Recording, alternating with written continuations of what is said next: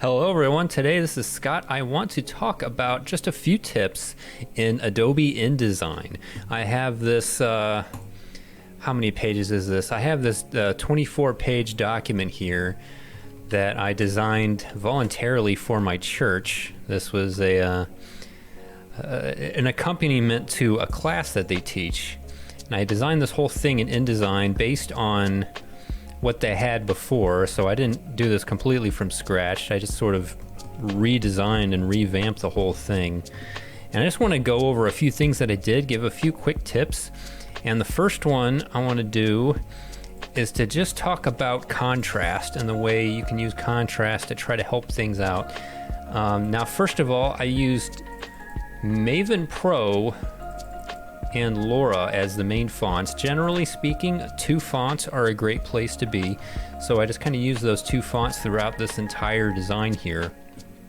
And you'll notice I try to use contrasting elements whenever I could. Let's take an example here. I tried to use different levels of black and gray to try to move your eye through these different characteristics that you can choose from here. This would be something that would be printed out and people can just kind of circle and fill in the blanks in a classroom setting. Here in these foundation gift settings, you'll see here I used, for the name of the gift, I used bold italic. And then here, I used just regular. This is all Laura. And here for the Bible verse references, I set it to regular italic and I used red.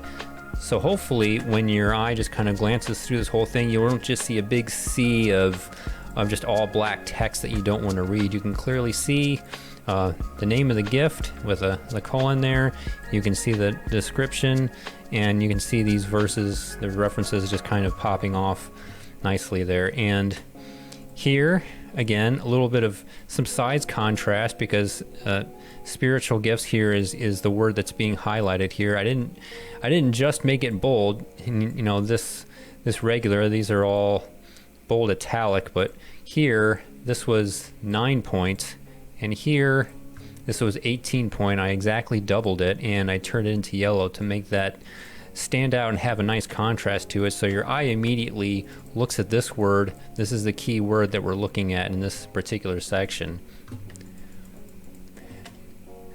Moving on here again, hopefully you can clearly see the category clearly standing out. And again, underneath you have the first word, which is highlighted in bold. Read the description, read the verses underneath, and hopefully when you're passing through this won't just look like a depressing amount of text that you have to read, but it'll be easier for you to consume. Now, another thing you'll notice is that there are page numbers at the bottom. I have this footer design that I made over every page. It has the church's logo, and shape is the name of the course. And we have the page number here, and it's changing for every page. Now, if you go up here to the master pages, I'm going to double click. I have these master pages set up, and if you don't know what this does, basically if you put something here, master page A, let's go back to the pages. Now, we have that on every page. It's not over in this one, it's on this one because I only put it over here on this one. If we go over here, let's go in here, and now it's over here. You see what it's doing, it's putting it on every right side page because I have this master page applied to every page in the document. So what you have here is I have this text box drawn, and if you go to type, insert special character, marker, and current page number, and what it'll do, it'll put that there.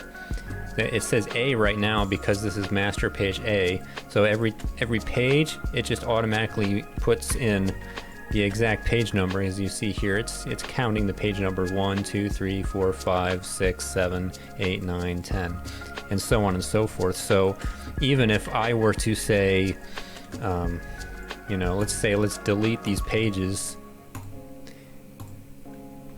do that. Now suddenly this is now page 1, this is 2, this is 3, because I got rid of those. All right, now let's Control Z that because I don't want to actually delete them. Another thing I want to show you is doing file place, and I usually just hit the Control D hotkey to do so. When you have an image like this. You see the circle sign here? You can tell I actually placed that in here. I'm just going to hit Control D, which is the same thing as going File, Place, and I have in this folder here, this Working Files folder, for all the stuff that I put into this document here. I have the elements that I put in here, and I could theoretically just replace it with something else. And it doesn't look right here because this isn't particularly designed for that. But let's go down here, like say this image, which is a screenshot of something off of a website. I have this in here. I'm just going to go Control D for File, Place, and I'm going to pick out another image, and you see there it just updates it. Click on this one, updates it, click on this one, and there you go. If you see what I can do here, I can go in here and I can go into the links, I can find it, right click, and go Edit with Photoshop.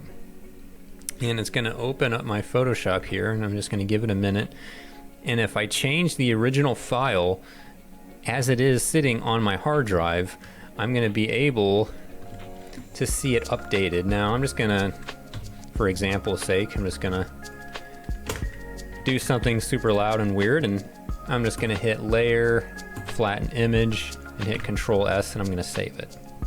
Now I'm going to go back here, and then there you go. It updated this file originally, so I didn't even have to, you know, replace it in here or anything like that. It's already updated because it's linked on to the original file where it's saved on my hard drive. Now I didn't actually want to ruin this, so I'm just going to Control Z this all the way, hit S, saving, and now I should be able to go back in here, and if it doesn't update automatically, I'm just going to relink it. And we are here, and there we go. Now it's fixed. So it's a very easy and professional way if you're working in InDesign with a document that has several pages in it. That's a good way to control your images. If you have to make a change, it's a very easy way to do it. So definitely recommend File, Place with your images. Now there's one more thing I want to show you, and that is, what do you do when you have to move a paragraph from one page to another? I'm gonna force that and demonstrate it here.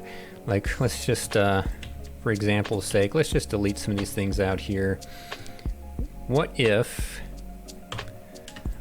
this giant verse here actually ended here, the end of this page? What would I do?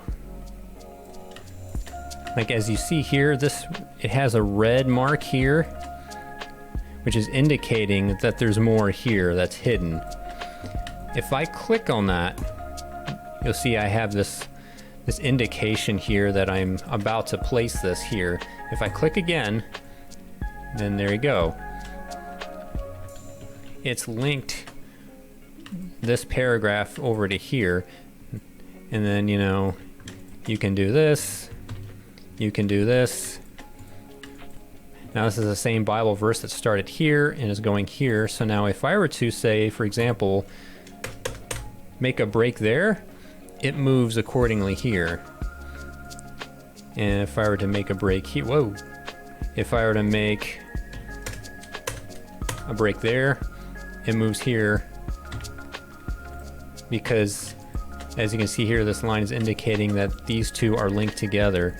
This is a very, it's a very useful way to move things, especially like if you were moving from this page to this page and so on and so forth.